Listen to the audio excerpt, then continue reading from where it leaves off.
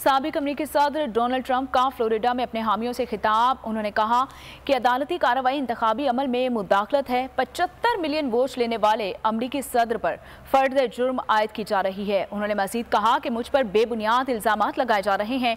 Trump का मौकिफ है कि अगर उन्होंने कुछ भी गलत नहीं किया और साबिक अमेरिकी सदर ट्रंप पर कारोबारी लेन देन के रिकॉर्ड में झूठ बोलने पर 34 इल्जामात आयद किए गए हैं और वो मुजरिमाना कार्रवाई का सामना करने वाले पहले अमेरिकी सदर बन गए हैं। तो नजर आ रहा है सामने लिखा हुआ है जुल्म मिटने के लिए दो चीजों से मिटेगा भाई। एक, अदल की कुर्सी पे जो लोग बैठते हैं ना, वो अदल के हिसाब से फैसले करने लगे। दूसरा, कौम निकल खड़ी उस जुल्म के खिलाफ, तो जुल्म खत्म हो जाएगा। या इन दोनों में से कोई एक चीज हो जाए या दोनों हो जाए। अगर 420 का मुकदमा था, उस वक्त अदलिया में जो लोग बैठे हुए केस देख रहे थे, वो पूछते ना यार चीट हुआ कौन है। जब उनको दिखता कोई चीट नहीं हुआ, केस खत्म कर देते।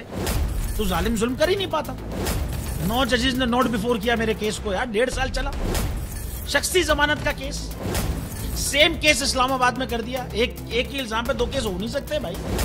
मतलब 60 दिन का वक्त होता है। 102 दिन के बाद मैं जीत गया, केस बरी हो गया। 102 दिन के बाद अपील फाइल की, एक्सेप्ट कर ली। नहीं करते ना एक्सेप्ट, खत्म हो जाता ना जुल्म यार। भरी अदालत में मुझे बरी कर दिया, फिर पता नहीं क्या हुआ 2.5 घंटे बाद का नोट बिफोर। मैं नहीं सुनता ये केस, खड़े रहते अपने फैसले पे, मिट जाता जुल्म। अल्लाह ताला ने बिठाया इस इन कुर्सियों पे इनको यार, ये अल्लाह ताला की तरफ से फैसले करने हैं। तो या तो ये फैसले आएंगे, जुल्म मिट जाएगा, या कौम खड़ी हो जाएगी जुल्म के खिलाफ।